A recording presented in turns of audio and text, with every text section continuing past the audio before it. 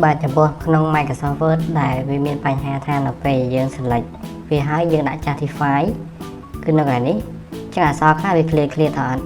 ចឹងបញ្ហាហ្នឹងដោយសារតែអីគឺដោយសារតែ Word សេរីចាស់គឺវាអត់ស្គាល់ពាក្យនីមួយៗធម្មតាយើងវាយពាក្យត្រូវតែផ្ដាច់ clear វាគឺ spam មើលមិនឃើញចឹងណាចុះបើយើងបានផ្ដាច់យើងគ្រាន់តែបានដក clear នៅកន្លែងនេះចឹងវានឹងធ្វើឲ្យ clear ខាងក្រោមនេះវែងចឹងណាចឹងវិធីដែលយើងត្រូវធ្វើហ្នឹងគឺយើងអាចផ្ដាច់ពាក្យមួយនឹងបានយើងដូរគេបកទៅវាថាខ្មែរ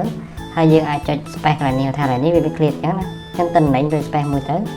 តនេះលរ៉ាទៅលើបើសិនជានៅទៀតខ្ញុំផ្ដាច់កន្លែងផ្ទាល់នេះឡើងទៅលើបើសិនជានៅតែ clear ទៀតផ្ដាច់កន្លែងខ្លួននេះហើយឡើងទៅលើអញ្ចឹងឡើងទៅលើអញ្ចឹងរហូតជាច្រើនដាក់ទៅជាទៅលើទៀតច្រើនផ្ដាច់ទៀតទៅទៀតរបស់យើងរបស់បងយើង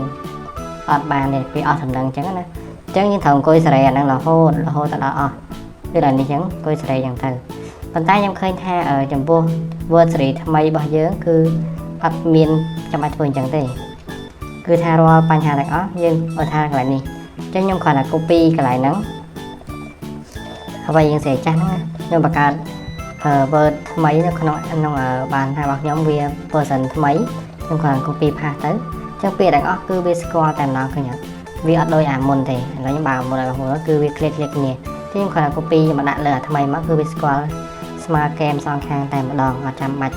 សេរីអីទាំងអស់ដោយសារពាក្យនីមួយៗមកបងមើលកន្លែងនេះពាក្យនីមួយៗដល់ពេលខ្ញុំអូសវាមកវានឹងធ្លាក់ចុះមកក្រោមម្ដងមកជួរម្ដង